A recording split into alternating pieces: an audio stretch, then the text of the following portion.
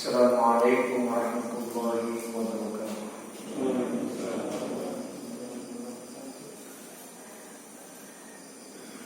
Alhamdulillahilladzi hadana li hadza wa ma kunna linahtadiya laula an hadana Allah. Laqad ja'at rusulu rabbina bil haqqi wa nudu an tilkumul jannatu uritumuha bima kuntum ta'malun. Asyhadu an la ilaha illallah wahdahu la syarika lah wa asyhadu anna Muhammadan abduhu wa rasuluh.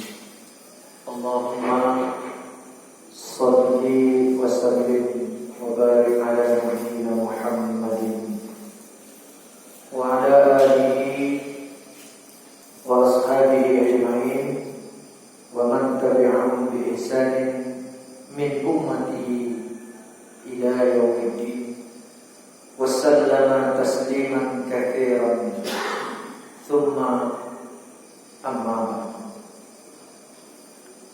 Bapak-bapak sekalian, orang tua kami, saudara-saudara yang dimuliakan Allah, yang pertama kita tentunya bersyukur atas nikmat yang tiada tara, baik dalam keadaan kita terjaga seperti sekarang sudah bangun dari tidur malam, juga dalam keadaan kita tertidur. Nikmat itu tidak berhenti,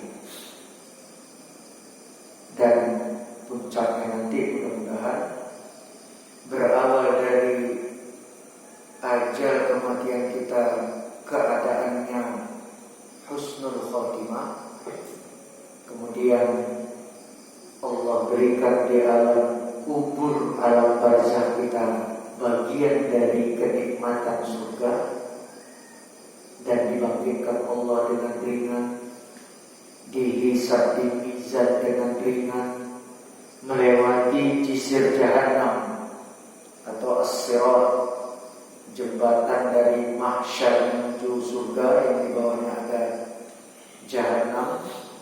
Kita juga dimudahkan Allah untuk menggapai puncak dari segala nikmat, yakni surganya. Allahumma amin. Salawat dan salam mudah-mudahan terus Allah curahkan kepada Nabi Muhammad sallallahu alaihi wasallam, kepada seluruh keluarganya, kepada seluruh para sahabat, dan juga kepada kita umatnya di akhir zaman.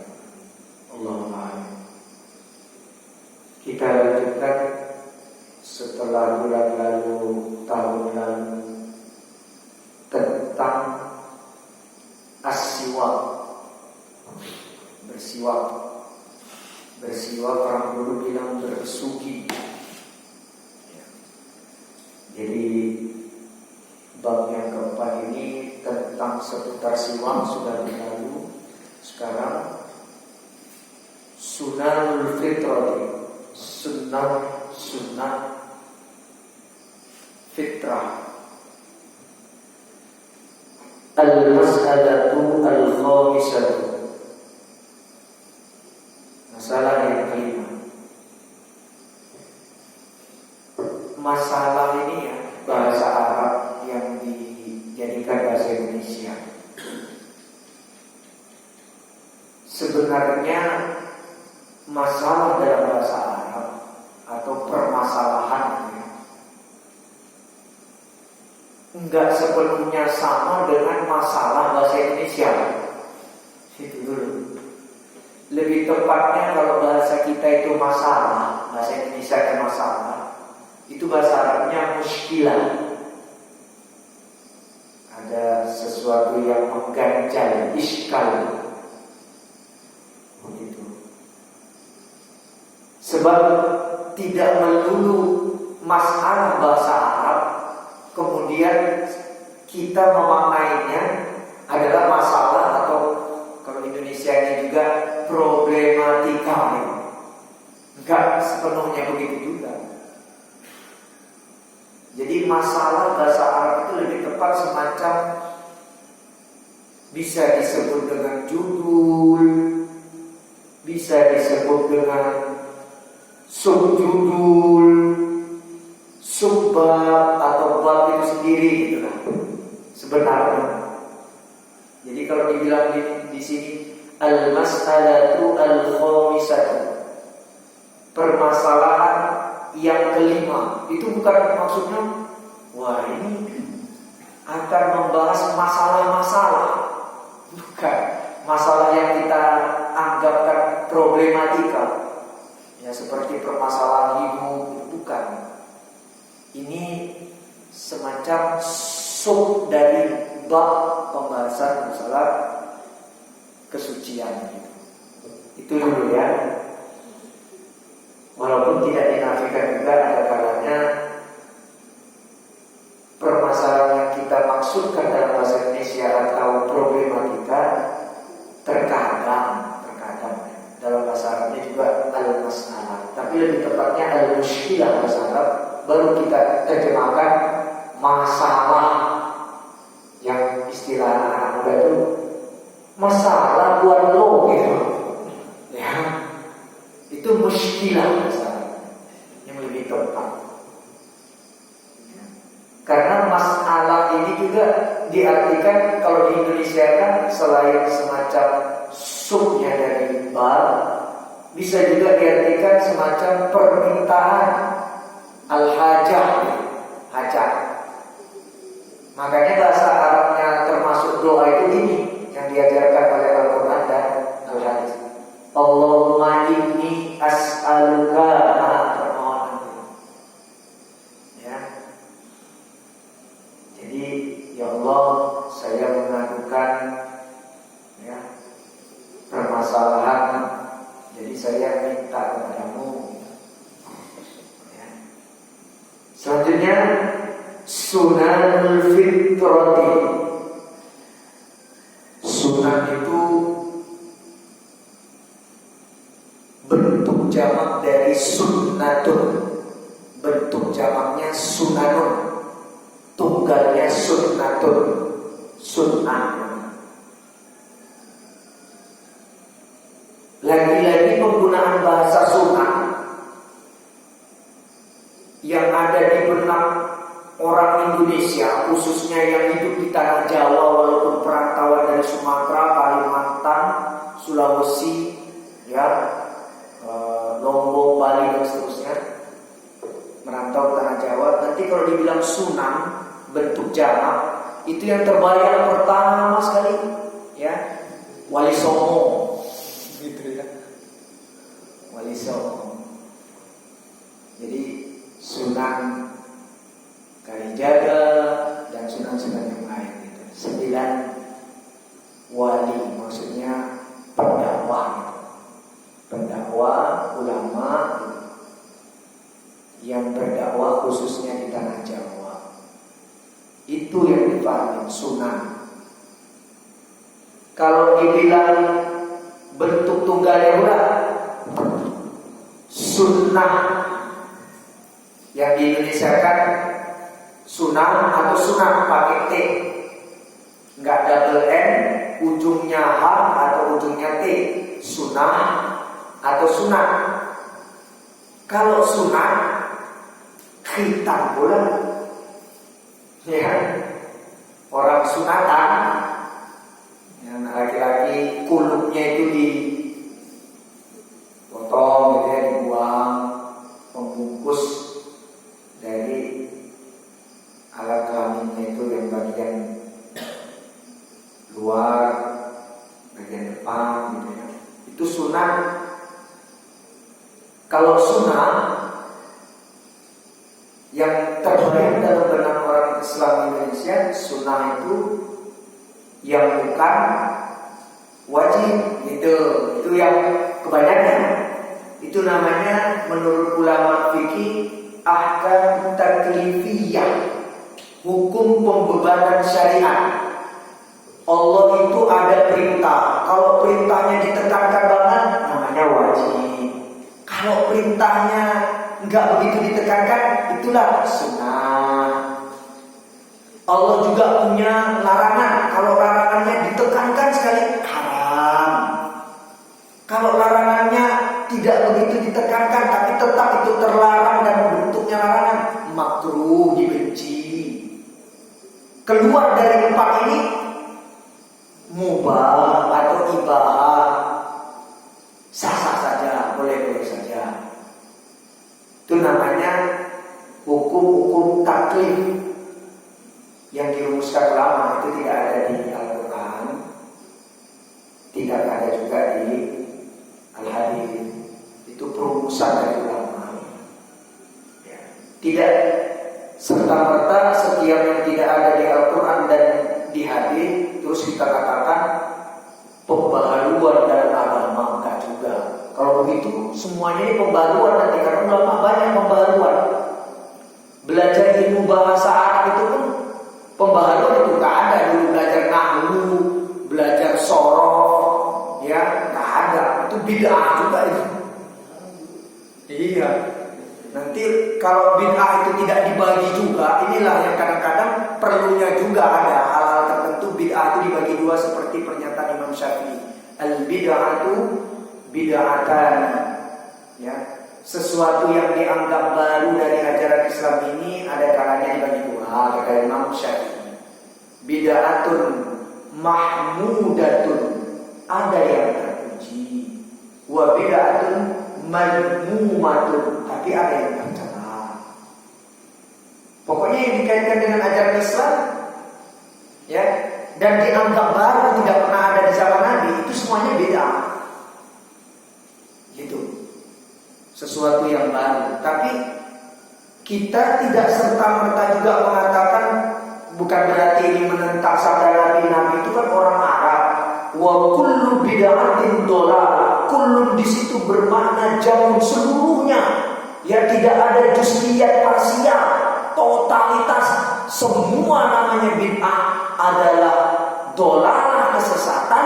Wa kullu dolalatin finnari, dan kesesatan itu seluruhnya terancam dengan neraka. Lah kalau begitu kita belajar nahwu itu gak ada zaman Nabi. Zaman Nabi dibilang gini, ditanya oleh Jibril, akhbirni anil Islam, jelaskan kepadaku apa itu Islam.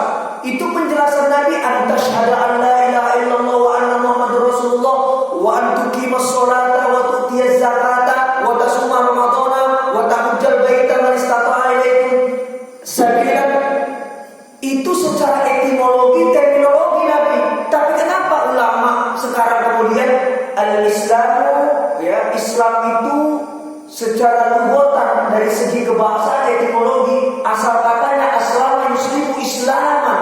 Wah, itu bid'ah menjelaskan gitu. Nabi enggak menjelaskan gitu. Berarti ulama itu yang menjelaskan itu dolalah benar dong.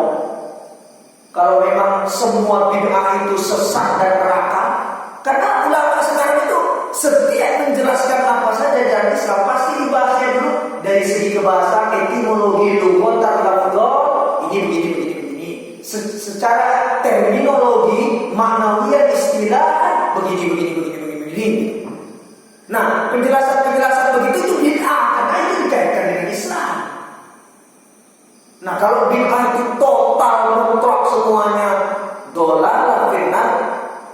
Wallahu a'lam. Saya sih tidak terlalu mendalam berkomentar. Tapi ini semua ulama dolalah benar. Siapapun. Karena semua kitab sekarang begitu penjelasannya. Ulama-ulama ahlus sunnah. Iya, termasuk seperti Ibnu Taimiyah bersama muridnya Ibnu Qayyim al-Jauziyah yang dari mazhab Hanabilah, Hanbali, Imam Ahmad bin Hanbal. Begitu. Yang kemudian dianut mazhab itu oleh Saudi Arabia. Dan ulama Saudi buka itu semua kitabnya. Ini termasuk nih yang saya kaji kitabnya ya, saya buktikan. Ini namanya, ya saya pakai dulu lah sementara, al-fiqhu al-muyassar, fikih yang praktis. Nukhbatu minal ulama, ini Saudi nih ulamanya. Dan nukhbati minal ulama, dan nukhbati minal ulama. Ini ya dipersiapkan oleh kompilasi para ulama. Ini lihat aja di halaman pertamanya. Ini saya buktikan, ini ulama Saudi. Ya, kumpulan dari ulama-ulama Saudi. Ketika menjelaskan fikih, apa kata para ulama dalam kitab ini? Ya, maknal fikhi lughatan wastilahan. Nah, ini bid'ah berarti bilang. Dolalah benar berarti. Sekumpulan ulama yang merumuskan al-fiqhu fil lughati, fikih ditinjau secara bahasa, al-fahmu, pemahaman. Itu nggak ada itu dalam Al-Quran, dalam hadis nggak ada itu. Karena fikih dalam Al-Quran itu liyatafaqahu misalnya gitu kan. Walakin la tafqahuna tasbihahum, tapi kalian nggak paham, ya tidak faqih terhadap bagaimana tasbihnya makhluk-makhluk ini. Atau dinukil dari surat Hud juga, ma nafqahu katsiran mimma taqul, kata kaumnya Nabi Hud, kamu ngomong apa sih, kami gak fakih dengan ucapanmu gitu. Itu aja yang ada di Quran. Dan yang semakna dengan itulah termasuk doanya Nabi Musa alaihissalam, liyafqahu qawli ya rabbi shrah li sadri. Liyafqahu, supaya itu yang namanya Fir'aun dan pengikutnya itu mereka fakih terhadap ucapanku nanti, gitu aja. Nah ini tadi dirumuskan. Jadi ada hal-hal yang ternyata tidak semua juga bid'ah itu dihukumi dolalah atau sayyi'ah, sesat buruk yang kemudian terancam fitnah. Karena kalau begitu ceritanya, harusnya menjelaskan agama ini nggak perlu dari sisi kebahasaan, dari sisi terminologinya pula, secara maknawi, hakiki gitu, nggak perlu dong. Ketika Pak Aris ditanya, Pak Aris, apa itu Islam? Ya jelaskan aja kayak Nabi ditanya Jibril. Antasyhada, engkau bersaksi secara lahiriah dan batinmu membenarkan an la ilaha illallah wa anna Muhammad Rasulullah, dan seterusnya, rukun Islam yang 5. Gitu aja jelaskan, nggak perlu. Islam itu begini, secara bahasa dari kata aslama, yuslimu, islama. Islam itu akar katanya. Itu aku jelaskan gitu. Nabi kan jelaskan gitu, kok kita jelaskan gitu. Emang kita lebih hebat dari Nabi dari segi kebahasaan? Gitu cerita. Ya. Jadi ada hal-hal juga yang enggaklah mutlak juga. Karena kalau mutlak segala ilmu yang disandarkan kepada Islam yang kemudian tidak pernah kita dapatin dari Nabi Muhammad dan 3 generasi emas, ya, sahabat, tabi'in dan tabi'in, itu semuanya bid'ah. Dan kalau bid'ah itu semuanya adalah dolalah, berarti itu semuanya terancam. Jadi pasca setelah tabi'in itu a'immatul arba'ah itu semuanya itu terancam dolalah final. Karena mereka menjelaskan agama ada kalanya tidak persis seperti Nabi menjelaskan agama. Baik itu Imam Abu Hanifah, Nu'man bin Thabit, ya, kemudian Imam Malik bin Anas, Imam Syafi'i, Muhammad bin Idris, dan Imam Ahmad bin Hanbal. Imam mazhab yang 4. Gitu ya. Itu cerita tentang sunnah lawannya bid'ah. Ya. Pembaruan yang ada kalanya memang sayyi'ah madmumah dolalah, buruk tercela sesat. Tapi ada kalanya ya seperti yang diistilahkan Imam Syafi'i. Nanti kalau mau dibantah pendapat Imam Syafi'i itu buat tulisan aja. Jadi intinya walaupun Imam Syafi'i sudah wafat, ya, sudah lama wafatnya, 207-an Hijriah 12 abad yang lalu. Buat aja tulisan, wah salah Imam Syafi'i. Gitu aja. Sekalian benturkan Imam Syafi'i itu dengan Nabi Muhammad. Nabi itu kurang apa-apa, tapi Nabi bilang wa kullu bid'atin dhalalah. Atau Imam Syafi'i mengatakan tidak, parsial, ya, bahwa bid'ah itu terbagi dua. Gitu kan aja terus buat karya ilmiahnya, jurnalnya gitu. Jadi biar fair. Kalau kita ini kan semuanya penuntut ilmu aja, yang nggak punya hak. Itu seperti itu. Jadi sunnah itu ditinjau oleh ulama fikih yang tadi ada perintah Allah, tapi tidak terlalu ditekankan, ya. Maka itu namanya sunnah selain wajib. Kalau yang sana ditekankan wajib, tapi harus digarisbawahi ini yang kita kelewatan. Yang diperintahkan Allah ditekankan sekali perintah itu namanya wajib. Kalau ditinggalkan dosa. Yang diperintahkan Allah tidak terlalu ditekankan perintah itu sunnah, ya, dikerjakan dapat pahala, ditinggalkan tidak ada sanksi dosa. Tapi ini yang kita kelewatan, merugi. Karena di saat yang bersamaan ada orang lain bisa kerjakan, kenapa kita tidak bisa? Nah itu, sehingga orang agak meremehkan yang sunnah ini jadinya, yang bukan wajib ini. Coba dikasih catatan, merugi kita. Orang lain bisa, lapang waktunya sama, kelonggarannya sama, tapi kita menganggap ini kan sunnah. Yang penting saya jaga yang wajib, rugi gitu. Rugi. Ya. Kemudian kalau menurut ulama akidah, as-sunnah itu adalah risalah dari Allah yang diemban oleh Nabi, yang kita nukil akhirnya dari Nabi lewat nanti ya kitab hadis dijelaskan oleh ulama sepanjang zaman. Itu ulama akidah. Jadi risalah ajaran dari Allah yang kemudian diemban, didakwahkan oleh Nabi, kita nukilnya dari Nabi. Dimulai tentunya sahabat yang nukil duluan, manusia-manusia yang pertama nukil, kemudian tabi'in, kemudian tabi'in dan seterusnya. Nanti dicatat dalam kitab, ya. Kalau kitab Al-Quran, ya Al-Quran, kalau kitab hadis-hadis, dirumuskan juga ulama, ya, sampai kepada kita. Itu ulama akidah. Mengartikan sunnah beda lagi. Sunnah itu menurut ya ulama muhadditsun ucapan, perbuatan,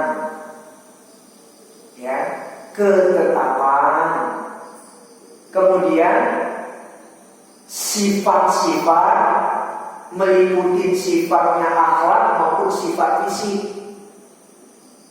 Sifat fisik itu ya keadaan rambut Nabi itu ikal, gelombang, ikal, tebal, hitam, lebar, sebahu. Nah itu namanya as-sunnah menurut muhadditsun, pakar hadis. Ya. Tapi inti di sini adalah sunnah di situ tradisi kenabian, itu aja. Segala yang diwahyukan Allah kepada Nabi, diemban oleh Nabi, didakwahkan kembali kepada kita. Ya, itu namanya sunnah yang mau dibahas di sini. Ya. Terus al-fitrati, sunanul fitrati. Al-fitrati beda dengan al-fitru. Nah, ini saya akan jelaskan dulu dari bahasa ini biar bid'ah ya tahu saya. Tapi biar bid'ah ini saya nunggu bapak-bapak biar paham apa gitu ceritanya. Ini kita kalau dengar fitrah itu, orang Islam di Indonesia pasti yang teringat adalah Idul Fitri gitu kan ya. Ini dua kata yang beda. Al-fitru dengan al-fitrah itu beda sebenarnya.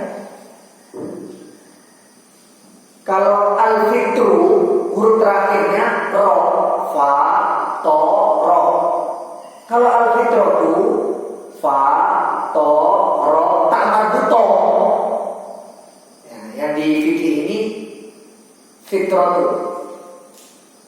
Orang bilang gini, Idul Fitri, kembali suci. Kurang tepat. Fitri di situ artinya, ya, aftara yuftiru. Itu artinya sarapan, makan pagi. Jadi Idul Fitri kita disunahkan Nabi, disunnah maksudnya ditradisikan Nabi kepada kita. Kalau mau ke lapangan pelaksanaan sholat Idul Fitri, sarapan berat dulu untuk menunjukkan sudah selesainya Ramadan dan masuknya 1 Syawal.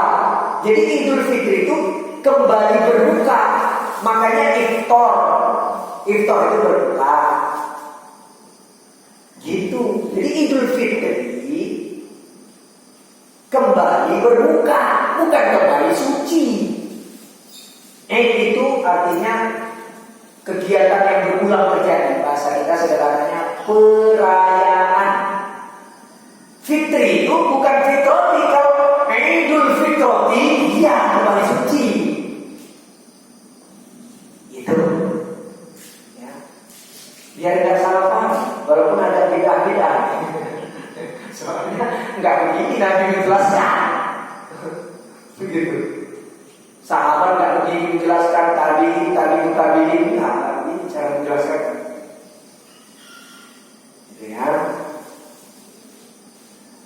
Kemudian ada iftar berbuka. Jadi Idul Fitri itu artinya kita kembali berbuka alias kita tidak puasa lagi. Sudah selesai puasa Ramadan 1 bulan, 29 hari atau 30 hari. Kemudian sekarang waktunya kita makan. Diawali dari biasanya manusia makan pagi, sarapan, gitu ceritanya. Jadi aftarul yuftiru, ya. Itu artinya sarapan, berbuka puasa. Kemudian kalau tagodda itu makan siang, lunch, gitu. Kalau tadi breakfast, kalau ta'asya itu makan petang. Kebiasaan Nabi, tradisi Nabi itu bukan makan malam, makan petang.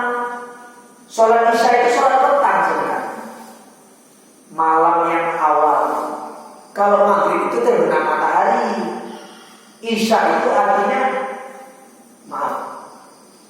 petang yang akhir gitu, menuju awalnya malam. Jadi ada istilah ta'asya makan petang. Karena yang terbaik dalam Islam itu makan sebelum maghrib. Nanti habis maghrib ya iktikaf, ada kajian sampai menjelang isya. Begitu tradisi Nabi.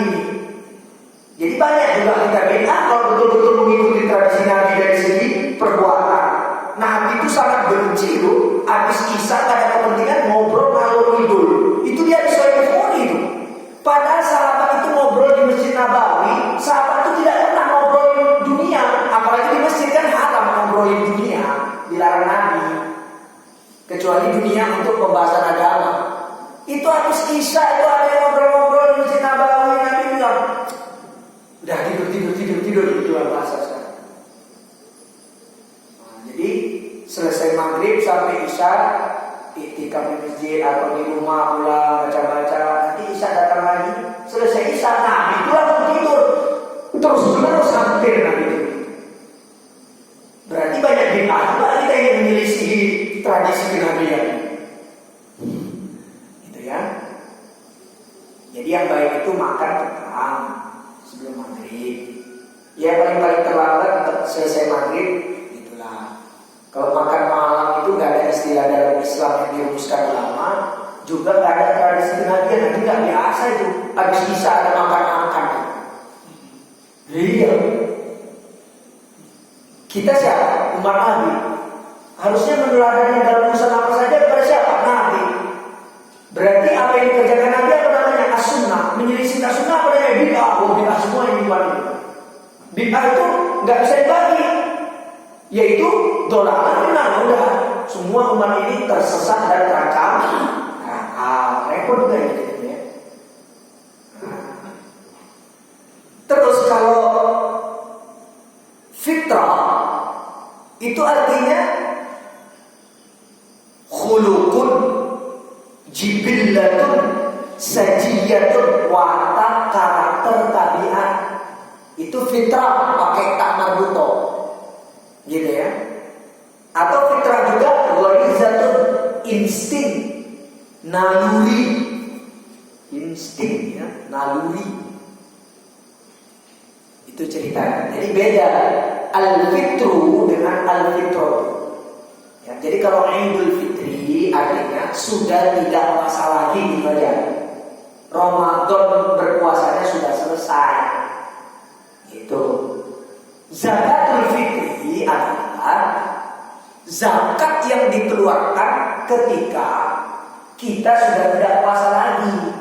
Gitu. Ya, tapi di Indonesia disebut organisasi zakatul fitri. Kalau di Indonesia zakatul fitrah, atau kalau dilengkapkan zakatul fitrati. Nah, itu pun tidak apa-apa lah, zakatul fitrah, zakat fitrah kita bilang. Harusnya zakat fitri, nggak pakai kamar buto. Tapi Imam Nawawi bilang, kalau dibilang zakatul fitrati adalah zakatul khilqah, zakatnya jasad kita.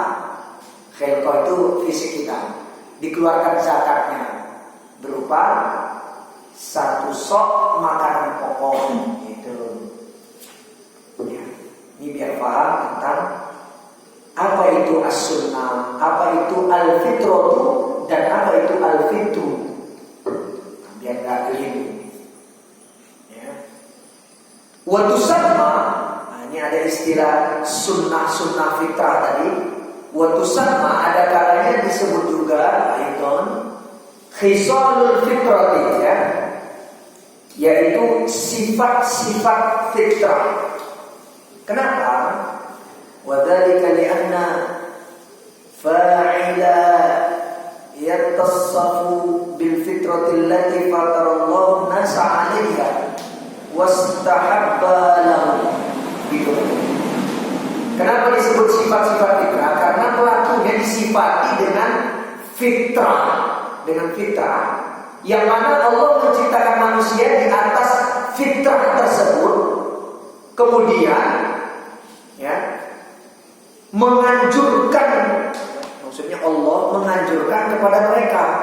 Jadi Allah menciptakan kita di atas fitrah. Sekarang kita baca mana firman Allah itu, biar kita paham. Surat Ar-Rum ayat 30. Begini kata Allah, ya firman, fa'akim wajhaka lid-dini hanifan, hadapkanlah jiwa ragamu, ya, wajah itu wajah, bukan wajah doang. Biasanya orang kalau menghadap pakai wajah, makanya ini namanya wajah, tapi maksudnya seluruh badan, termasuk bagian belakang. Cuma ya bukan berarti hadapkan wajahmu, katanya depan dan belakang sampai dua, nanti ada di belakang juga sampai bukan. Jadi wajah ini mewakili seluruhnya. Kemudian bukan hanya yang fisik aja, jiwa juga. Ini namanya majaz mursal min dzikril juz. Ya, sebutan menyebutkan sebahagian li iradati kulli, tapi maksudnya adalah keseluruhan gitu. Hadapkan jiwa dan ragamu, bukan hanya wajahmu, lidini, ke agama Islam hanifan yang tauhid. Maksudnya jadilah kamu muslim yang betul-betul mentauhidkan Allah di dalam menjalankan ajaran Islam gitu. Ya. Terus ini dia fitrah. Fitratullahil lati fataran nasa 'alaiha. Fitrah di sini diartikan khilqah, ya, yaitu ciptaan Allah, yang mana Allah telah memfitrahkan ciptaan tersebut, ya, terhadap manusia di atas fitrah itu. Jadi ada namanya fitrah. Fitrah itu bisa kita artikan kehendak Allah yang suci, yang mana, ya, semacam, biar agak mudah ini dipahaminya, semacam untuk gadget ini namanya software atau aplikasi. Ya, Kemudian manusia itu ibarat HP-nya supaya berfungsi. Jadi manusia sebagai jasad juga disebut fitrah, khilqah, makhluk. Ruh yang ditiupkan ke dalamnya, kemudian nanti ada syariat-syariat yang harus mengisi ruh tersebut supaya dijalankan oleh jasad ini. Itu juga namanya fitrah, kehendak kesucian dari Allah. Gitu. Jadi Allah menciptakan kita di atas fitrahnya. Allah menciptakan fitrah di atas fitrah. Fitrah pertama adalah jasad kita. Fitrah selanjutnya adalah Allah menghendaki jasad dan ruh kita menjalankan al-fitrah berupa dinul Islam. Begitu ya. La tabdila li khalqillahi, tiada perubahan terhadap ciptaan Allah tersebut. Dzalika dinul qayyim, itu menunjukkan agama yang lurus, agama yang benar. Walakinna aktsarun nasi la ya'lamun, tapi kebanyakan manusia tidak memahaminya. Ditafsir ya, ditafsir oleh ulama mufassir. Ini termasuk di Fathul Bari. Ini ya, terjemahannya saya ya. Allah yang Maha Tinggi berfirman, luruskanlah dirimu untuk taat kepada Allah dan tetap di dalam agama Allah yang telah Allah syariatkan kepadamu, yaitu agama Islam yang hanif tauhid. Yang maksudnya agama tauhid Islam itu adalah agama yang lurus, jauh dari kesyirikan. Agama Islam itu ciptaan Allah yang Allah telah ciptakan manusia semuanya atas dasar agama Islam. Jadi makhluk ini diciptakan Allah untuk menganut ajaran Islam sebenarnya. Gitu ya. Nah, kalau ada yang ternyata di luar Islam, itu dia telah menentang fitrah penciptaannya, itu ceritanya. Kesucian kehendak Allah itu ditentang. Allah itu gini, Abah Haji Supardi. Seorang bicara sama Abah gini, Supardi hamba laki-lakiku, aku ciptakan engkau sebagai makhluk fitrah, ciptaan. Kemudian aku juga punya fitrah yang lebih tinggi, yaitu ajaran agama yang harus kau jalankan. Isinya mentauhidkan. Gitu. Ya. Kalau engkau tidak mau sebagai fitrah makhluk, tidak mau menjalankan fitrah agama, kau tidak mau anggap sebagai hambaku, tidak kuakui, gitu. Itu ceritanya. Ya. Jadi fitrah yang dimaksudkan di dalam kitab fikih yang akan kita kaji pula adalah karena Allah menciptakan Islam yang nanti Allah ciptakan makhluk bernama manusia, kita aja bahas jin juga, supaya menjalankan ajaran Islam. Maka dikatakan dari sunnatul fitrati, tradisi-tradisi kenabian yang baik, yang itu merupakan risalah dari Allah yang diwahyukan kepada Nabi, diemban risalah itu kepada Nabi, didakwakan kembali supaya kita mengamalkannya. Nah, di antaranya, kenapa supaya kita mengamalkan fitrah-fitrah, sunnah-sunnah kesucian atau kebersihan ini? Liyakunu ala ahsani hayatin, supaya kita selalu dalam bentuk yang terbaik, bukan fisik ini bentuknya ya, bentuk kejiwaan kita baik. Wa akmalu surati, juga penampilan yang sempurna. Artinya diakui sebagai makhluk Allah, ya, sebagai hambanya yang baik, dan diakui sebagai umat Nabi yang meneladani tradisinya. Gitu maksudnya. Nah, dalam hal ini agak dipersempit. Fitrah di sini adalah fitrah-fitrah kebersihan yang merupakan risalah Allah, tradisi kenabian. Ya, ini kita lihat apa saja fitrah yang dimaksudkan. An Abi Hurairah radhiyallahu anhu qala, dari sahabat Abu Hurairah, ya, semoga Allah meridhoinya, dia pernah berkata. Sekali lagi saya mau jelaskan sama bapak-bapak. Abu Hurairah itu kunyah. Kunyah itu kalau bahasa kita, ya, nama lain, alias, bisa disebut nama samaran, kunyah, syaratnya kunyah, ya nama lain. Atau kalau bahasa Inggrisnya itu nickname. Kalau lakop, gelar, lakop bahasa Arab, Indonesia gelar. Itu bahasa Inggrisnya title.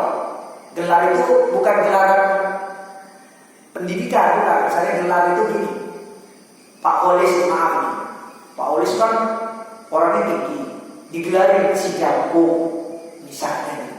Nah itu namanya lakop, bukan kuliah. Kan kita gitu ya, kalau saya pendek, apa ya? Kalau orang pendek di Indonesia gelarnya apa?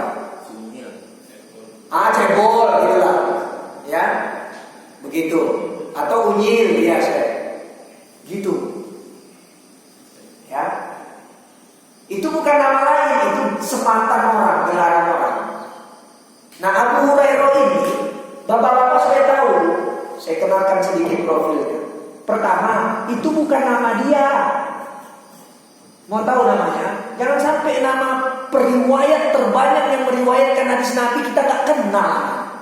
Sementara profil-profil orang Barat dengan bukunya Seven Habits lah, apa, tahu kita penulisnya dari awal kata pengantar sampai penutup tahu kita isi. Sementara panutan-panutan kita dari kalangan ulama, apalagi dari sahabat nggak kenal profil. Ya, agak aneh juga kita jadi orang Islam. Abu Hurairah itu artinya bapaknya anak kucing. Nanti saya ceritakan. Nama aslinya Abdurrahman bin Sakhar atau bin Sakhar. Dia ini orang Yaman, Al-Yamani. Jadi udah tahu sekarang ya, kalau dibilang Abu Hurairah, itu Abdurrahman namanya. Ya. Kenapa dibilang bapaknya anak-anak kucing? Nabi sendiri nanya, Abdurrahman, kamu kenapa dipanggil Abu Hurairah? Gini Nabi, aku itu kalau ketemu anak kucing di jalanan, aku pungut, aku gendong-gendong, aku bawa-bawa, aku kasih makan nanti. Orang-orang mengkunyah aku, ya, memanggil aku dengan nama lain. Abu Hurairah. Oh gitu ceritanya. Ya udah, aku pun manggil kamu Abu Hurairah juga.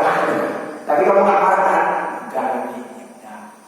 Artinya sebelum Nabi pun manggil itu, selama ini kalau dipanggil Abu Hurairah itu nggak merasa dibully kan secara verbal. Itu.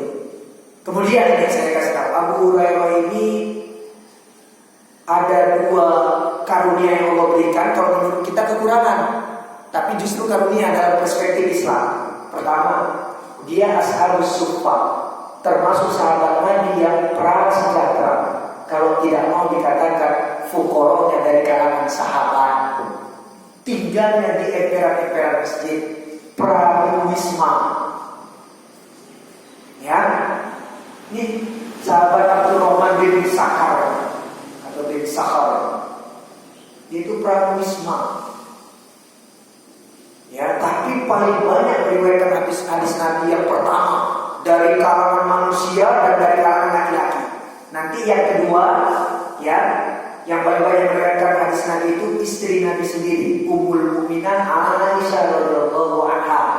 Itu yang paling banyak. Yang kedua, yang paling banyak pertama Abu Hurairah. Kenapa? Karena sebab karunia kedua. Yang tadi karunia pertama, ya, prasejahtera, fakir, terus ashabus suffah, prawisma, nggak punya tempat tinggal, tinggalnya di teras-teras masjid. Yang kedua, ini karunia yang tidak ada, impoten, nggak ada syahwat, jadi nggak bisa nikah.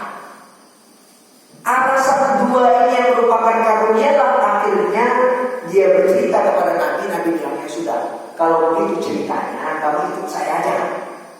Kalau saya ada makanan kita makan, nggak ada makanan kita puasa sunnah. Makanya jadi paling banyak meriwayatkan hadis. Gitu ya, Hurairah. Udah kenal ya? Abdurrahman bin Sakhar atau Sakhar Al-Yamani, orang Yaman, selatan Saudi Arabia. Dia pernah berkata, kalau Rasulullah SAW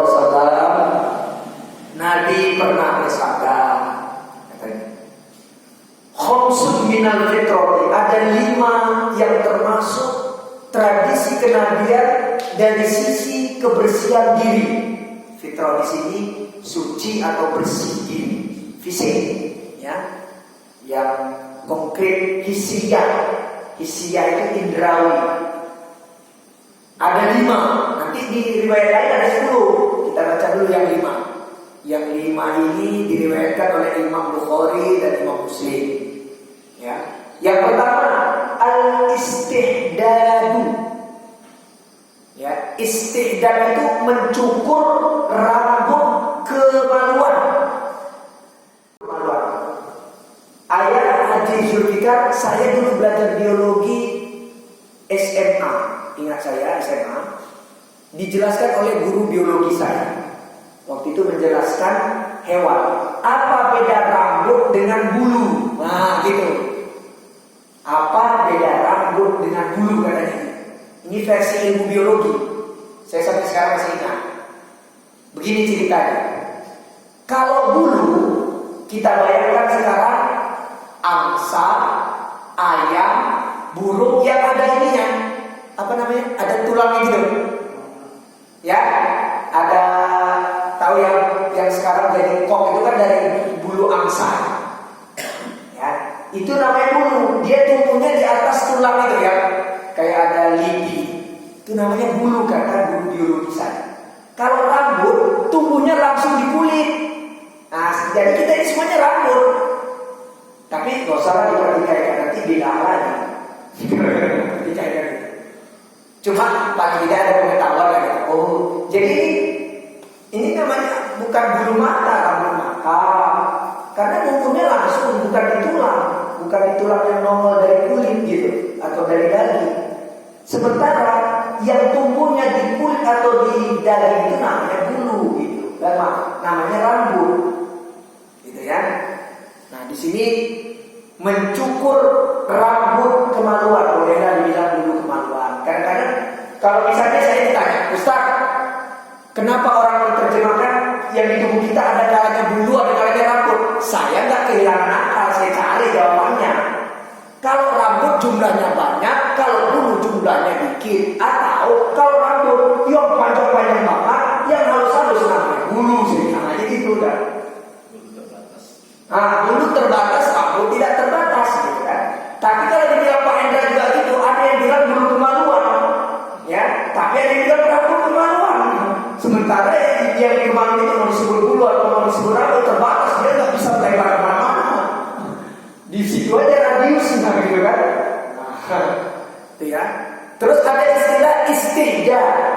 Istihdad ini dari kata al-hadid. Kan ada surat al-hadid, besi. Jadi cara mencukur atau mengguntingnya itu dengan alat yang terbuat dari besi ceritanya. Jadi al-istihdad kalau mau dilengkapi ini adalah mencukur atau memotong, mau disebut rambut atau bulu kemaluan, menggunakan alat yang terbuat dari besi. Gitu panjangnya. Ya, panjangnya gitu. Ya dari dulu sampai sekarang juga dari besi. Misalnya kita pakai silet kan dari logam. Besi di sini maksudnya logam, varian logam. Gitu. Ya kalau orang kaya sultan nanti alat siletnya dari emas. Mungkin ya pisau silet juga terbuat dari emas. Saking sultannya, ya walaupun jadinya norak juga gitu kan. Apa perlunya gitu nyukur pakai alat terbuat dari emas, tapi pengen menunjukkan identitas, prestis, gengsi. Kan gitu ceritanya. Yang kedua, wal khitan. Khitan itu maksudnya yaitu tadi bahasa Indonesia sunat pakai T, sunat. Ya, nah saya jelaskan ini sama bapak-bapak.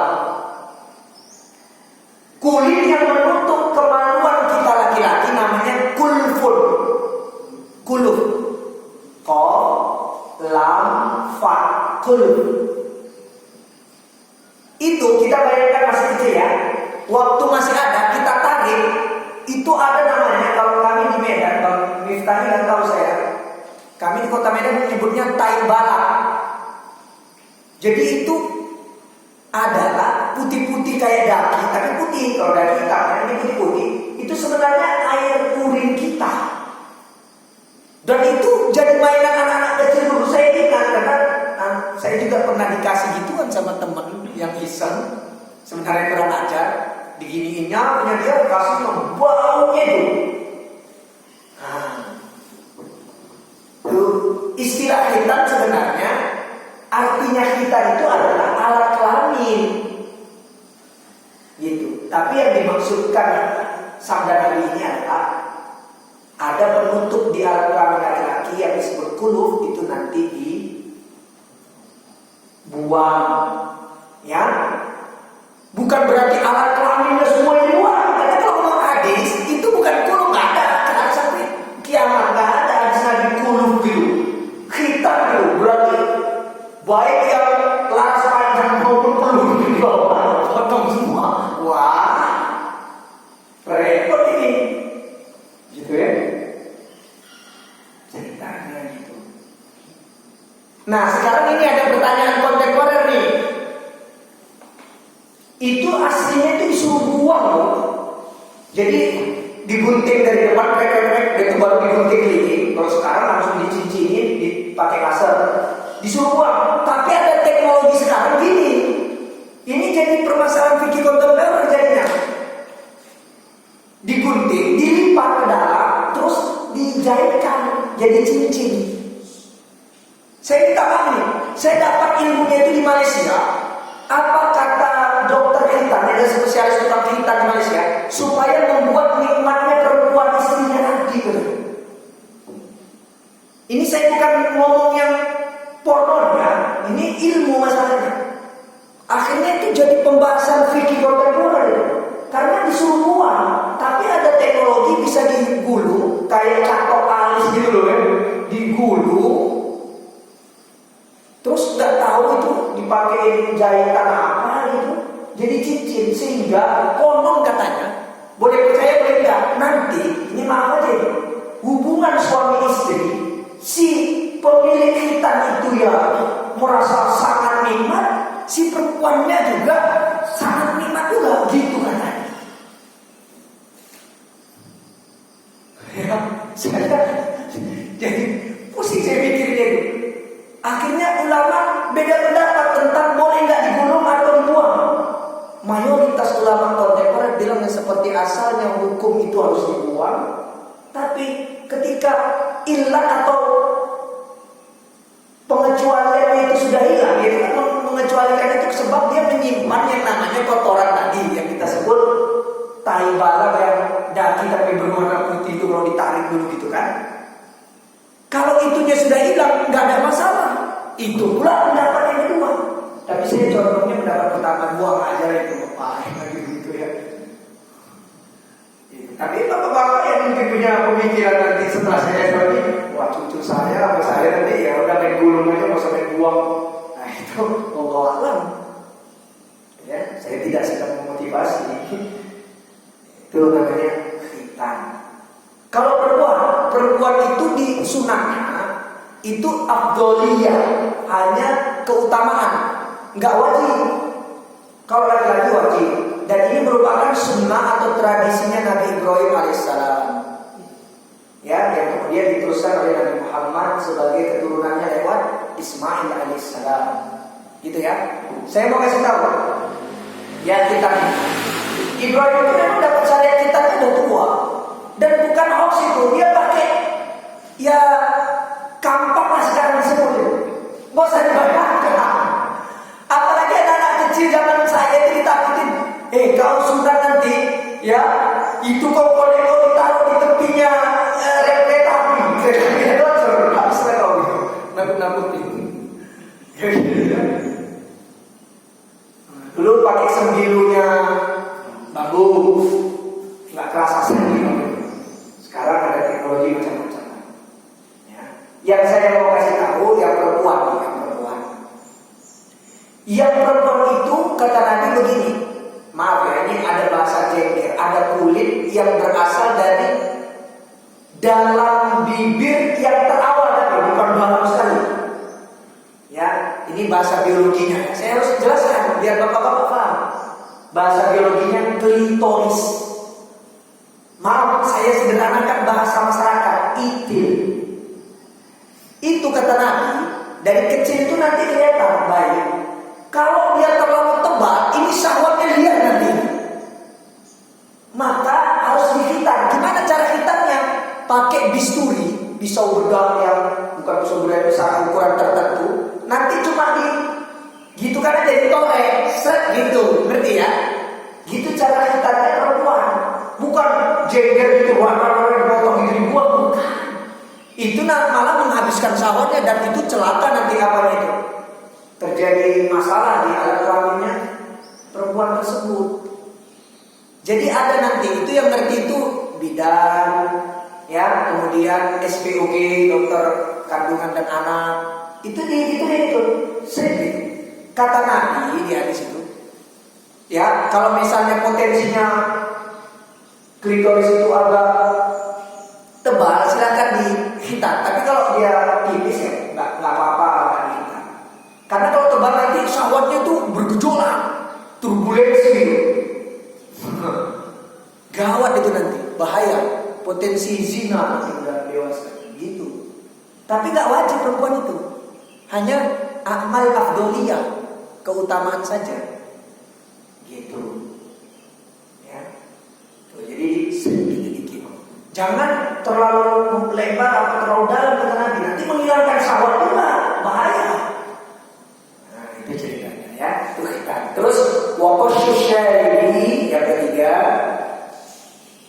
merapikan kumis. Tapi ada yang mengartikan memerangi kumis. Ya, ini ada ilah, ada penyebabnya dulu. Dulu memang orang ahli kitab Yahudi Nasrani, orang Majusi, penyembah api, itu memang memelihara kumis tebal-tebal.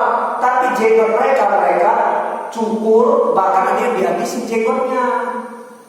Kalau istilahnya itu tuan tangkul India itu suka begini, kayak di Joker gitu ya, kumisnya itu. Nah itu orang India kan suka melihara kumis, mencukur jenggot, karena orang India itu musyrik ya, termasuk agama bumi yang tertua di dunia itu ya Hindu ya kan. Itu ceritanya. Jadi yang dimaksudkan di sini ulama banyak suka itu merapikan kumis, yaitu yang melewati bibir-bibir. Jadi seret. Tapi ada juga yang mengatakan memerangi kumis itu, habisin terus, sampai habis. Tuh, ya. Terus yang keempat, wanakful ibti, mencabut rambut ketiak. Boleh disebut bulu lah, ya. Rambut ketiak, karena kalau bulu biologi tadi berarti harus ada stick gitu, ada bulu-bulu gitu. Gak apa-apa lah, bulu ketiak atau rambut ketiak. Nah ini sekarang itu ada pisau silet khusus untuk ini. Bahkan perempuan ada warnanya pink untuk ngilangin ini. Rambut ketiak, rambut ketek. Gitu. Inilah sempurnanya ajaran Islam. Sampai yang dalam-dalam itu disuruh dibersihkan.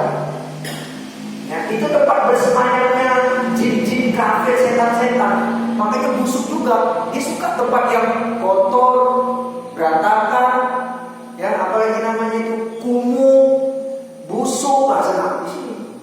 Ketek, tadi di kemaluan, gitu ya. Maka rambut-rambutnya harus dicukurin. Itu gitu ya. Kemudian yang kelimanya, kalau ini yang lima ya, yang kelimanya adalah wataqlibul alfari, menggunting atau memotong kuku. Ya. Sebenarnya ada yang bertanya, apa ada hadisnya secara spesifik gunting kuku sejumat sekali pada hari Jumat? Tidak juga. Cuma dimotivasi, Jumat itu memang bersih-bersih badan diri itu. Maka bagusnya kita kalau cukur rambut untuk laki-laki ya khususnya yang mau ibadah sholat Jumat, ya dia Jumat, kuku itu ya. Selain mandi besar untuk sholat Jumat itu, telinganya dibersihin, lubang hidung dan seterusnya. Ya, itu sunnah-sunnah untuk kita bersih-bersih dari Jumat. Tapi kalau secara hadis gunting itulah kuku di hari Jumat nggak ada. Ada, itu ijtihad ulama. Ya, cukur rambut juga begitu di hari Jumat misalnya barengan, nah sekalian mau sholat Jumat itu bersih-bersih semuanya, begitu ya. Nah, ini kuku ini dijelaskan ulama akhirnya. Ada hadis yang disandarkan kepada Imam Ahmad, tapi nggak ada. Jadi pokoknya ulama yang lebih tepat berjihad di kuku ini mau panjang, mau pendek, mau dipelihara walaupun dirawat tapi panjang. Ya misalnya pedicure tapi panjang.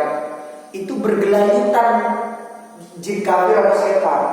Karena nanti potensi ada najis yang tertahan di situ. Sehingga kalau kita wudu berpotensi tidak terbuang najisnya, akhirnya terbawa dalam sholat, tubuh kita mengandung najis, ya. Sementara yang namanya sholat harus suci badan, pakaian dan tempat dari najis serta hadas. Itu. Makanya nggak usah pelihara kuku, walaupun bersih gitu, nggak usah. Pedicure lah orang katanya di salon gitu ya. Itu urusan diri, tidak pernah sekolah di apa namanya?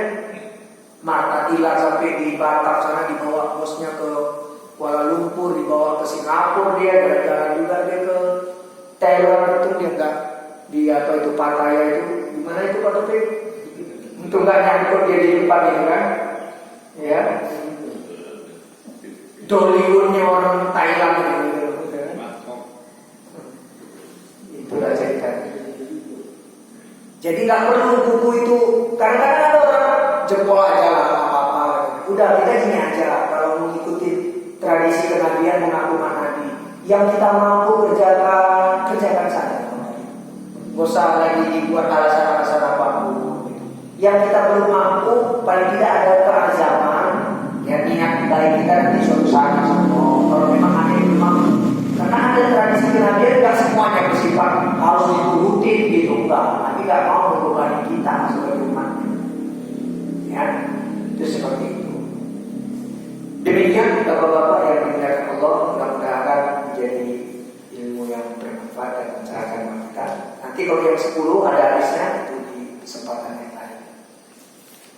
Silakan kalau ada yang mau didiskusikan. Wallahu a'lam bishawab. Ya.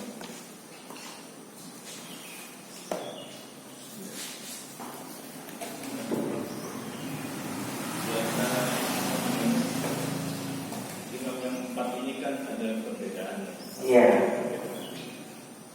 Nah, ulang-ulang pengikut mereka yang dulu itu sebenarnya ada tidak yang membid'ahkan pengikut yang lain.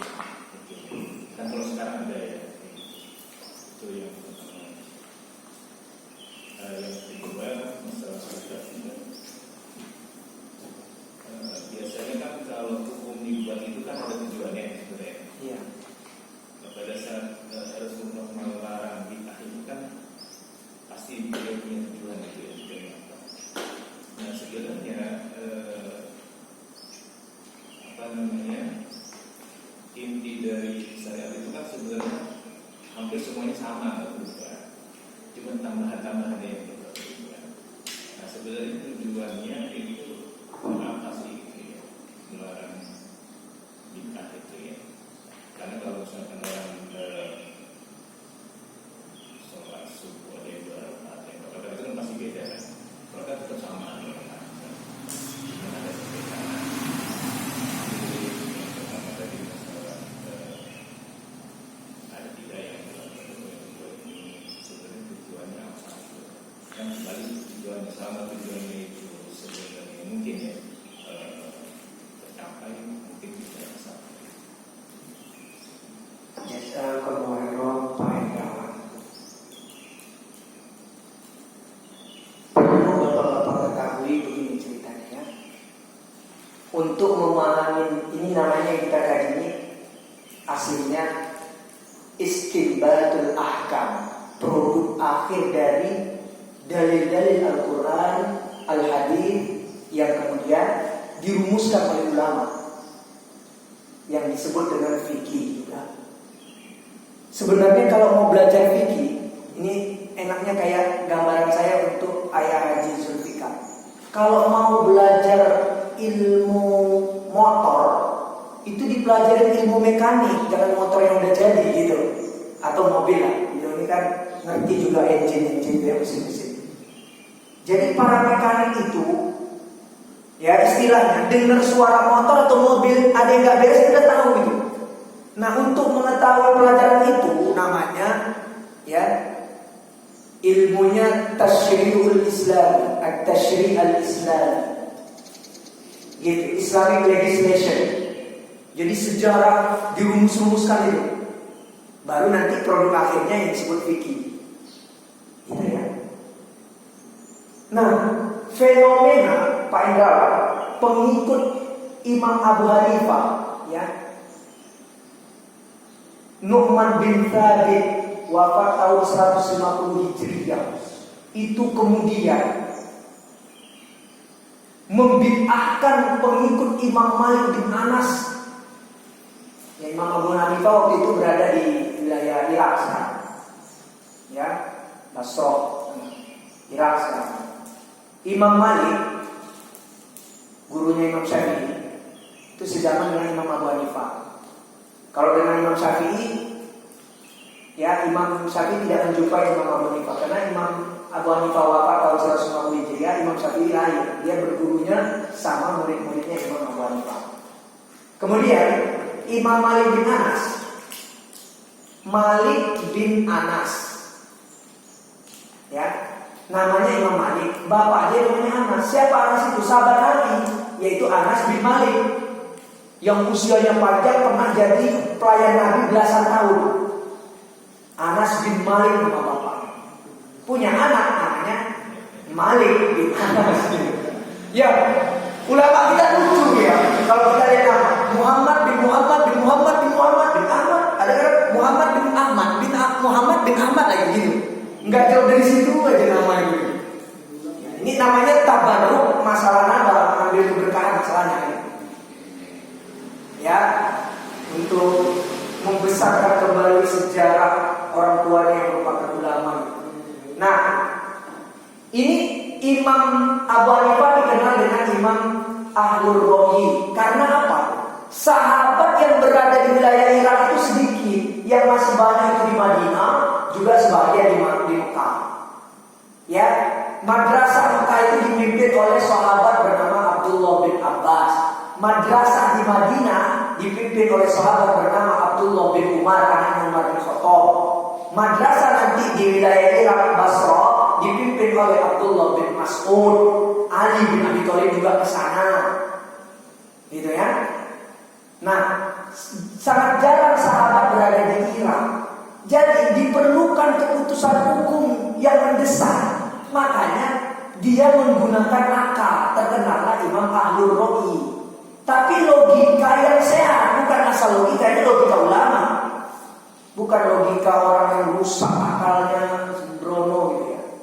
Jadi banyak tidak menemukan dalilnya karena tidak banyak riwayat dari sahabat yang ditemukan kehidupan sahabat di situ. Begitu. Nah, singkat cerita, ada majelis Imam Abu Hanifah di wilayah Basrah, Irak. Ada majelisnya Imam Malik bin Anas. Imam Malik bin Anas lahir di situ, bapaknya sahabat itu Anas bin Malik. Dia besar di situ, menggali imam, ya, Imam Darul Hijrah, ya, imamnya desa atau wilayah tempat hijrah. Ya, maksudnya orang Mekah kan hijrahnya ke Madinah. Sudah. Itu antara pengikut masing-masing yang tidak mempelajari tasyri'ul Islam tadi, itu kayak begitu ceritanya, fenomenanya. Mereka itu sampai buat hadis palsu. Ya, siapa yang tidak, ini kalau diterjemahkan bahasa Indonesia aja, siapa yang tidak mengikuti Nu'man bin Thabit maka dia tolak firman. Ucap begitu. Qala Rasulullah sallallahu alaihi wasallam. Gitu. Separah itu. Separah. Enggak sunnah pengikut ya Muhibbin atau para fansnya Imam Malik juga enggak sunnah. Ini saya kasih tahu Pak Hendra. Imam Syafi'i itu dari Palestina dia ke Mekah dulu. sebelum menjumpai Imam Malik, dia hafal dulu kitab Muwatta'nya Imam Malik. Dia masih muda sekali beliau. Dia hafalnya, aku tidak akan berguru ke Madinah sama ulama bernama Malik bin Anas itu, anaknya sahabat itu katanya. Sebelum aku hafal itu kitab Muwatta. Ini kitab hadis pertama yang dihimpun, namanya Al-Muwatta li Imam Malik. Nah, kemudian dia berguru ke Madinah, terkesima Imam Malik. Ini siapa pemuda itu? Apa ya kitab aku? Istilahnya itu kira-kira gini Imam Malik. Aku sendirian nulis saja dia lupa-lupa gitu. Lima apa semuanya gitu kan? Kagum. Jadi Imam Syafi'i berguru sama Imam Malik, berarti pakai ilmunya wahyu, karena banyak sahabat sih.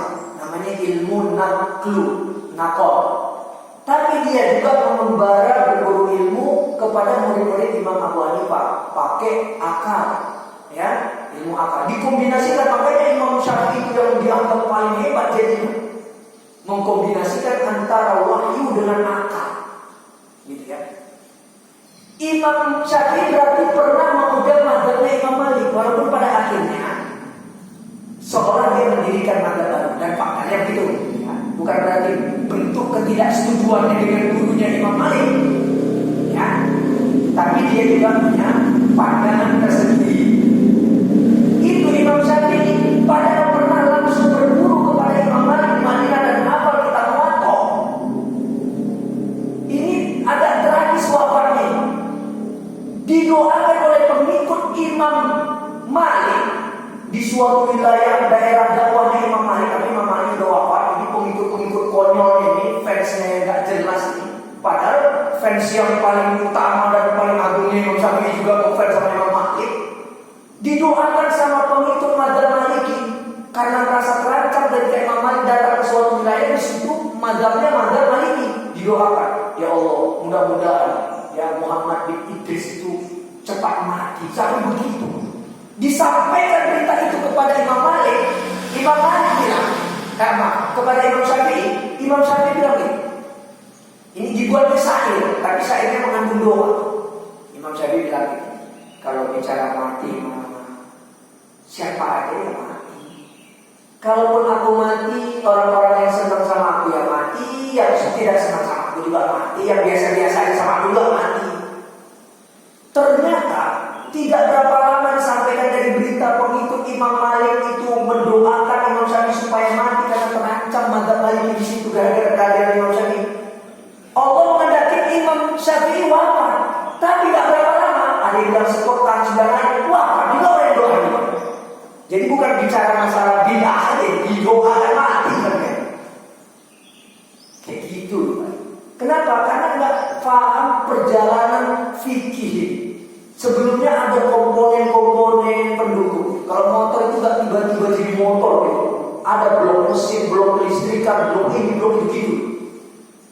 Sehingga motor kalau bukan merek Honda, bukan motor. Ya kan orang lama. Anak baru sekarang sebenarnya Yamaha karena tarikan enggak, motor apa itu motor orang tua itu kan motor itu Yamaha itu diribut. Padahal sama-sama motor kan aneh. Kecuali yang satu bawa mobil, satu motor bilang ini motor, ada itu mobil, atau sebaliknya mobil ke motor, motor ke mobil, itu baru kacau. Bukan head to head, apple to apple. Gitu. Jadi kenapa terjadi itu? Dangkalnya pemahaman sejarah fikih itu sendiri. Gitu kan? Jadi bukan hanya bilang bid'ah, dibuat hadis palsu dan didoakan supaya mati, yang didoakan tokoh mazhabnya yang bukan begitu. Padahal di kalangan para mazhab itu tokoh itu pionir-pionir. Enggak lantas Imam Syafi'i bilang gitu. Dulu memang aku belajar sama Imam Malik ketika aku belum tahu banyak keliru dari fatwa-fatwanya. Tapi setelah aku tahu ternyata guru itu gak benar. Enggak. Sebaliknya Imam Ahmad berguru sama Imam Syafi'i. Sekaligus Imam Syafi'i juga pernah berguru sama Imam Ahmad. Karena ada dua pernyataan Imam Syafi'i tidak berdasarkan hadis. Imam Ahmad justru akal hadisnya. Ya Syekh, saya menemukan hadis itu. Oh iya, ya udah saya batalkan statement saya. Itu yang dikatakan hadis itulah yang benar. Jadi Imam Ahmad itu muridnya sekaligus juga gurunya. Begitu juga Imam Syafi'i tidak bilang juga Ahmad itu dulu masih cucu, Sobri itu belajar sama aku. Sekarang kurang ajar ya. Udah buat pandai-pandai kan buat mazhab baru. Nah itu. Atau sebaliknya Imam Ahmad juga. Dulu sih Imam Syafi'i itu gua mengabulkan.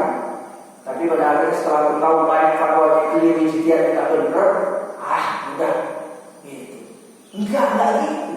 Bahkan Imam Ahmad itu dalam setiap konten doanya, setiap kali dia berkesempatan doa, termasuk disebutnya nama Imam Syafi'i. Ditanya sama anaknya Abdullah namanya, ayah siapa itu? Oh itu guru itu yang menjadikan ayah kayak gini sekarang pemahaman lain. Makanya doakan dia. Lah kita yang nggak tahu sejarah ini ramai masalah kita, ramai sekali. Jadi lucu. Jadi itulah fakta. Sampai akhirnya melerai itu Pak Hendra. Pernah di Baitullah Al-Haram, Masjidil Haram Mekah dibuat 4 mihrab. Azannya sekali, qomat dan sholatnya 4 kali mengikut madhab. Dimenangkan menurut urutan kelahiran madhab. Jadi azan sekali, Allahu Akbar, dan nanti sholat sunnah. Nah, qomatnya gantian. Jadi dibuat 4 mihrab pengimaman, semuanya yang ada Ka'bah dulu yang ada di belakangnya ya. Nanti sholat pengikutnya Hanafi, pengikutnya Maliki, Syafi'i, Hanbali, sampai segitunya.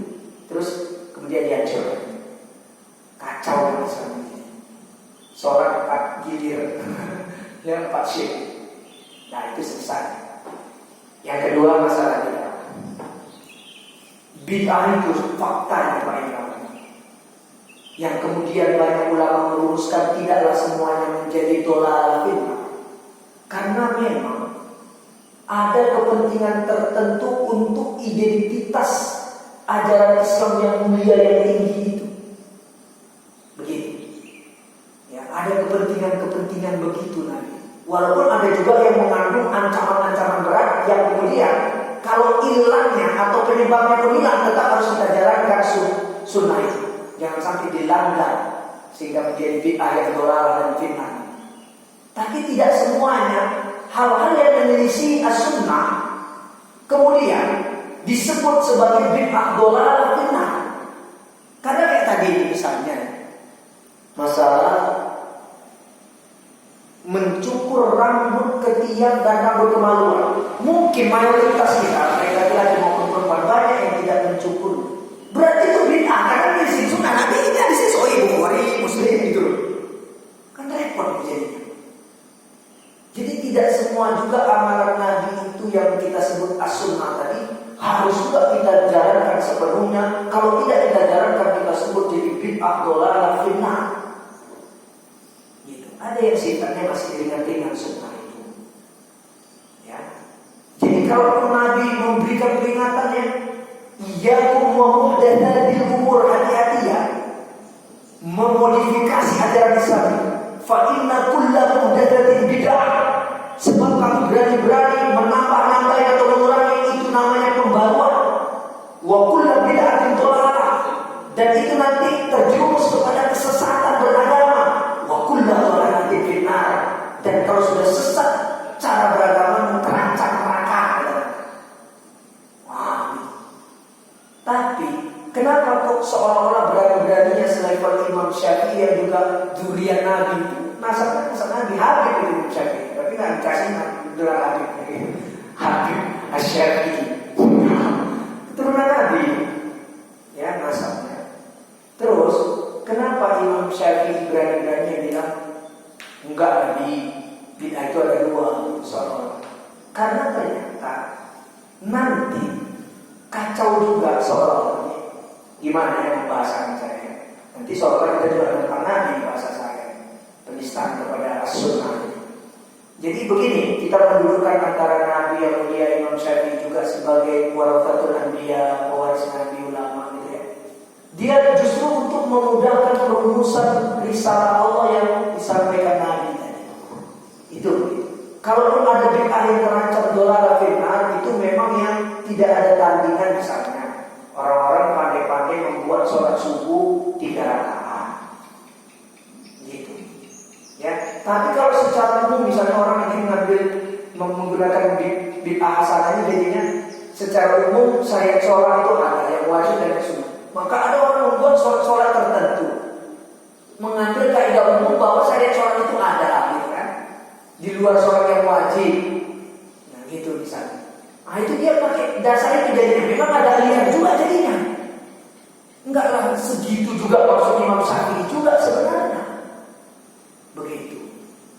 Ya tapi inilah kerja ulama sebenarnya. Jadi agak berat juga kita awal memahami hal-hal seperti ini Pak Indra. Jadi intinya Nabi itu sedang menunjukkan kepada umat ini, kita umat yang punya identitas mulia, ajaran suci dari Allah tidak tertandingi, sempurna, lengkap, komplit. Jadi kalian nggak perlu lagi ada penambahan pengurangan. Tapi ternyata para ulama merumuskan sabda itu tidak mutlakon. Lu kalau mutlak itu faktanya walaupun akhirnya dibenarkan oleh Nabi. Itu banyak amalan sahabat. Harusnya kan sahabat itu mudah sekali menghifaz kan. Jangan langsung berbuat kan. Kalau memang dia komitmen terhadap sunnah ini bukan juga menuduh sahabat berbuat bid'ah. Tapi itulah ulama berdasarkan itu merumuskan termasuk Imam Syafi'i. Ada yang doa istiftah nggak pernah Nabi, belum pernah Nabi sampaikan kepada siapapun, tiba-tiba baca gitu kan. Allahu Akbar katsiran walhamdulillahi katsiran wa subhanallahi bukratan wa asila. Sampai situ aja dari Muslim. Ternyata malaikat berlomba-lomba untuk mencatat amal orang yang berdoa kita. Nabi belum pernah mengajarkan siapa. Justru itulah asbab nurunnya, sebab jadinya hadis itu jadi takriri disepakati oleh Nabi. Bukan Nabi yang ajarin. Selesai sholat, Nabi bertanya, siapa tadi yang membaca doa kita dengan konten, dengan redaksi bunyinya gini. Takutlah sama. Waduh, aku ngisi sunnah. Aku mudah dengan bid'ah ini. Takut. Oh dia.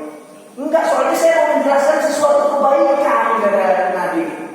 Akhirnya saya nggak bisa. Aku saksikan 12 malaikat berlomba-lomba untuk mencatat kebaikan. Nah itu apa itu? Belum ada sunnahnya gitu kan. Saya juga nggak berani juga bilang sahabat itu berbuat bid'ah. Tapi itu jadi argumentasi ulama seperti Imam Syafi'i. Begitu. Bahwa ternyata walaupun pada akhirnya Nabi masih menerima wahyu, Nabi masih hidup, kemudian ada legitimasi dari Nabi. Iya. Tapi apapun ceritanya, ulama itu baru jadi. Lah kalau memang komitmen sekali terhadap sunnah, Nabi masih hidup, apalagi di bangun Nabi, jangan dia suruh dong, kita baca dong. Kalau nggak tahu tawakuf dong, diam dong, kan gitu. Nanti aja tanya, Nabi saya belum tahu apa sih baca doa kita, baru nanti dia akan kan gitu. Itu pula argumentasi ulama tentang bid'ah. Akhirnya ya itulah sunnah yang lawannya bid'ah itu menjadi multi tafsir Pak Ibu. Sampai ke hari, ya sampai ke hari. Nah kalau Pak Ibu bilang, terus bagaimana kita awal menyikapi? Ya sudah, kita kaji hadis, terus kita lihat penjelasan ulama terhadap hadis itu seperti apa. Yang kita tahu seperti itu kita amalkan. Mungkin hadis itu pun ditafsirkan lain oleh ulama lain seperti apa. Kita jangan merasa kita saja yang benar. Boleh jadi itu juga benar, atau semuanya benar, atau potensi kelirunya justru ada pada kita, gitu kan? Gitu saja. Yang penting ada dulu argumentasinya dari hadis yang jelas. Kemudian nggak cukup dengan secara zahiri tekstual saja, karena diperlukan penjelasan ulama. Kayak tadi al-istidlal atau al-kitab tadi yang saya bilang. Al-kitab itu artinya alat kelamin. Terus diapain alat kelaminnya semuanya? Ternyata enggak, kulitnya doang. Nah itu kan jelas dari ulama. Kalau Nabi nggak ada jelasin, Nabi bilang al-kitabmu gitu. Nah, diperlukan manhaj penjelasan dari ulama. Itu ya, saya tahu. Ya, karena udah persiapan. Nanti kita bicaranya sambil ramah. Demikianlah Bapak, saya sangat terbatas untuk menjelaskan hal-hal ini. Pertanyaan penjawab pula amat tajam terpercaya, setajam silet. Ya, karena ini ya kita harus belajar namanya usul fikih, tadi tasyrihul islami, ada hal-hal yang harus kita pelajari untuk banyak kaidah. Baru nanti kita ketemu itu titik temu. Ya. Wallahu a'lam bishawab. Kita tutup dengan zikir kafaratul majlis. Subhanallah wa bihamdihi, asyhadu an la ilaha illa anta, astaghfiruka wa atubu ilaik.